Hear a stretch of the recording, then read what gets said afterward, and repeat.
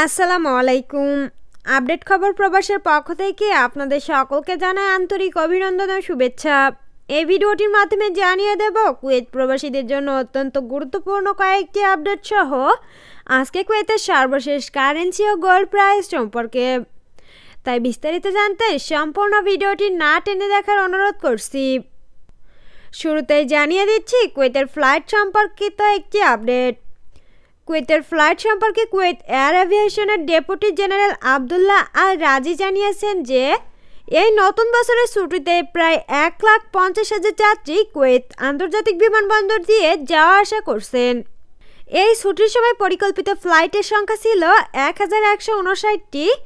এই ফ্লাইটগুলোতে 71,324 জন যাত্রী বহনকারী ছিল। 580টি ফ্লাইট দেশ ছেড়ে চলে যাওয়ার কথা রয়েছে এবং একই সময়ে 559টি ফ্লাইটে ৭৯,080 জন যাত্রী কুয়েত প্রবেশ করবে বলে জানানো হয়েছে।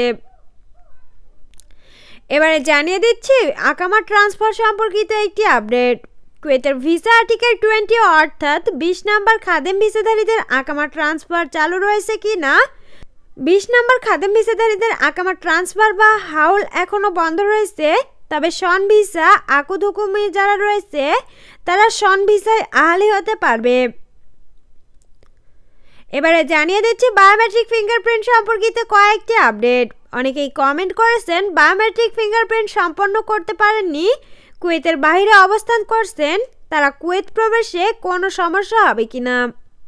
যারা বায়োমেট্রিক ফিঙ্গারপ্রিন্ট সম্পন্ন করেননি তারা কুয়েত প্রবেশের কোনো সমস্যা নেই।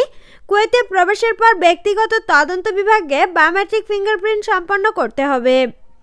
এছাড়াও যারা কুয়েতে অবস্থানরত রয়েছে বায়োমেট্রিক ফিঙ্গারপ্রিন্ট সম্পন্ন করেননি তারা কুয়েতের কয়েকটি বিভাগের ব্যক্তিগত বিভাগে যোগাযোগ করে বায়োমেট্রিক ফিঙ্গারপ্রিন্ট সম্পন্ন করতে হবে। এবারে জানিয়ে দিচ্ছি আজকে কুয়েতের সর্বশেষ কারেন্সি হলো কুয়েতি 1 দিনারে বাংলাদেশি টাকায় 397 টাকা এবং সর্বশেষ গোল্ড প্রাইস হলো 1 গ্রাম 22 ক্যারেট স্বর্ণের দাম 23 দিনার 927 পয়সা। তবে জুয়েলার্সেও কম বেশি হতে পারে। সম্মানিত ভিউয়ার্স, এই ছিল আপডেট খবর প্রবাসের সর্বশেষ আপডেট।